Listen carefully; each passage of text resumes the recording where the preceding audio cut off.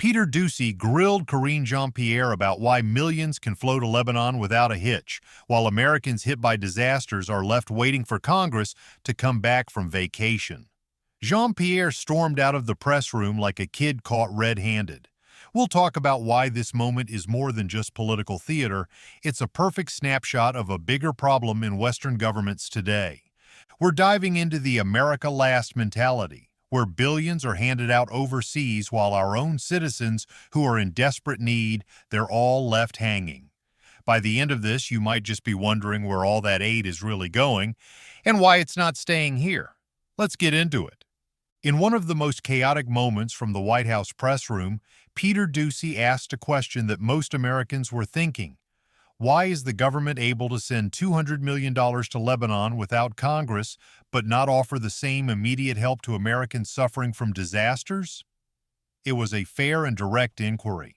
What followed from White House Press Secretary Karine Jean-Pierre was nothing short of a masterclass in deflection. KJP started by doing what she does best, touting the administration's disaster relief efforts. She proudly mentioned that the Biden administration had allocated over $200 million to U.S. disaster survivors, positioning it as evidence that they were on top of things. She also pointed to pre-positioned federal workers and resources to aid communities before hurricanes hit. But it was a stupid answer. Doocy's question wasn't about what had been done for U.S. disaster relief. It was about why money could be sent to Lebanon without the same bureaucratic hoops. And that's where things started to unravel. Instead of addressing the core issue, why Lebanon gets a fast pass while Americans are left waiting, KJP pivoted. She leaned heavily on talking points, repeating phrases like, "We take this very seriously," without ever getting to the heart of the matter. She emphasized the administration's whole-of-government response and the president's commitment, but Doocy wasn't asking for a list of accomplishments. He was asking why Congress always has to get involved for American aid while foreign aid breezes through without any obstacles. Seeing that the question was being dodged, Doocy didn't let up. That wasn't the question. You're able to give $200 million to Lebanon without Congress, but not to Americans suffering from hurricanes. Why? And just like that, the tension in the room thickened.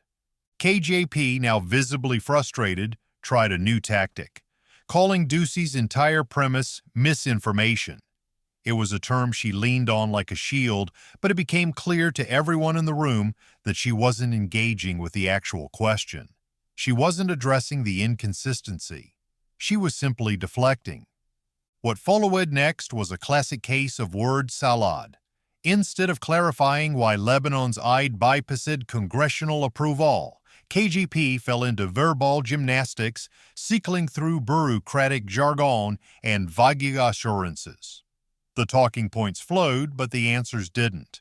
There were repeated references to FEMA's work, prepositioned resources, and seriousness, but none of it answered Doocy's fundamental question. Why the double standard? Doocy, unrelenting, exposed the inconsistency yet again. You're sending hundreds of millions abroad, but Americans here need help. Why can't the same rules apply? The frustration on KJP's face was palpable. Her response? More of the same deflections, more accusations of misinformation, and finally, when it became clear that the conversation wasn't going her way, she stormed out of the press room, leaving Doocy's question hanging in the air like an unfinished thought. This exchange, though tense and confrontational, is much more than a simple back and forth between a reporter and a press secretary. It's a microcosm of a larger problem, a pattern in leftist governance where foreigners come first, citizens come last. It's not just about KJP dodging a question. Nope. Our government is more focused on global agendas and foreign aid than on helping its own people. Whether it's $200 million to Lebanon or aid packages to other countries, the message is clear. Americans in need are left waiting while the U.S. plays Santa Claus to the world, even when Christmas is a couple of months away. And don't think this is just an isolated incident. It reflects a broader issue seen across Western leftist governments. Whether it's the U.S., the U.K., or other European nations, the trend is the same. Citizens are deprioritized in favor of foreign aid, international commitments, and globalist ideals. What's funny is these leftist clowns don't seem to understand the broader implications of all this. When a government puts its own citizens on the back burner, it erodes trust and fosters disillusionment. And that's not just bad press, it's bad governance. But the question remains, why is Lebanon so important that it can receive $200 million without congressional approval while Americans hit by disasters have to wait? Let's take a look. To understand why Lebanon is getting special attention, we need to look at its role in the Middle East. Lebanon sits right in the middle of a volatile region, sandwiched between Syria and Israel, two countries that have long been at the heart of regional conflict. The U.S. has had an interest in Lebanon for decades, partly due to its historical ties and partly because of the country's precarious political situation. Lebanon is a fragile state, constantly on the brink of collapse, and it's a key player in the broader Middle Eastern puzzle.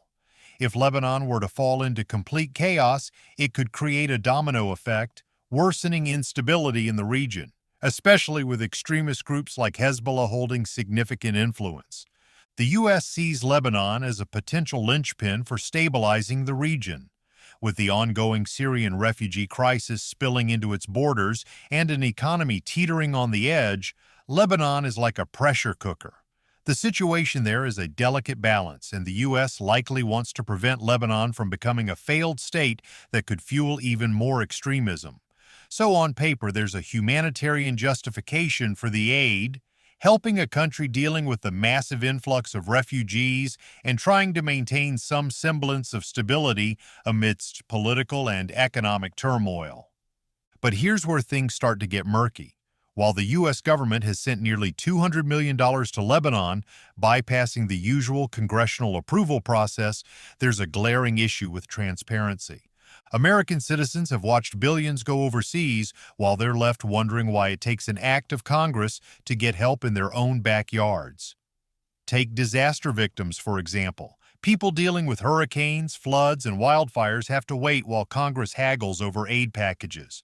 Meanwhile, $200 million glides effortlessly into Lebanon's coffers. This lack of accountability shows some serious red flags. There's such an easy process for sending aid abroad, while American citizens suffering from disasters are left in limbo. And it's not like the money is going into a well-oiled machine in Lebanon either. The country has long been plagued by corruption, and there's little guarantee that U.S. aid is being used effectively. So while the humanitarian justification might make sense in theory, in practice it is much more complicated. But the point is, it becomes frustrating when you see how slow the U.S. government is to act for its own people. This is exactly what Peter Doocy was pointing out during the press briefing. When he asked why Americans suffering from hurricanes couldn't get the same immediate help as Lebanon, Karine Jean-Pierre responded with a vague word salad talking about how seriously the administration takes disaster relief, but never answering the actual question. Let's look at what $200 million could do. That kind of money could house thousands of homeless individuals, providing stability for families who are barely holding on. Or it could go to health care, specifically mental health services, which are desperately needed as homelessness and mental health issues are increasingly intertwined. The fact of the matter is, $200 million would be life-changing for so many poor and jobless Americans. Yet, it's being funneled into foreign aid. How many times have we seen this play out? Biden wants to be seen as a champion of global humanitarian efforts. Sending aid abroad makes for good headlines, and it allows him to position himself as a great global leader. But in reality, it's stupid and shallow. Not to mention he already dropped out of the race, so what's the point? And that's where the real irony lies. Leftist governments love to claim they're the defenders of the vulnerable. They talk about equality and social justice, but when it comes to putting their money where their mouth is, their own citizens are left waiting in the wings. The very people they claim to care about are left to fend for themselves while billions are sent to foreign governments and causes. Meanwhile, the problems at home just keep getting worse. Another big problem nobody in the Biden government wants to address: crumbling infrastructure. Bridges are literally falling apart. Roads are riddled with potholes, and many schools look like they've survived a hurricane even when they haven't. In some of the poorest regions of the U.S., $200 million could make an enormous difference, fixing roads, repairing bridges, or upgrading public schools that are decades overdue for maintenance. But instead of investing in American communities that desperately need help, the government is busy funneling money overseas. The disaster relief crisis is another perfect example of how misplaced these priorities are. We've seen it time and again. A hurricane devastates a state like Florida or North Carolina, and instead of getting immediate help, victims are left waiting for Congress to reconvene and approve funding. Doocy nailed this point in his confrontation with Karine Jean-Pierre. Why is it that disaster relief for Americans is held up by bureaucratic red tape while aid for foreign nations sails through without a hitch? People who have lost everything, homes, businesses, their sense of security, are told to hang tight while government officials take their sweet time to sort things out. And then there's the issue of veterans. You'd think the very people who put their lives on the line for this country would be a top priority. Yet the ongoing failure to provide adequate care and resources to veterans is one of the most glaring examples of misplaced priorities in government. Thousands of veterans are homeless, struggling with PTSD, or waiting for medical care in an overwhelmed and underfunded system. That $200 million that was so easily sent to Lebanon? Imagine if it had been spent on veterans instead. It could have gone toward building housing for homeless vets, expanding mental health services, or reducing wait times at VA hospitals. But instead, KJP deflected these realities with vague, evasive answers, sidestepping the core issue. Why aren't we taking care of our own? The situation with veterans perfectly illustrates the broader problem.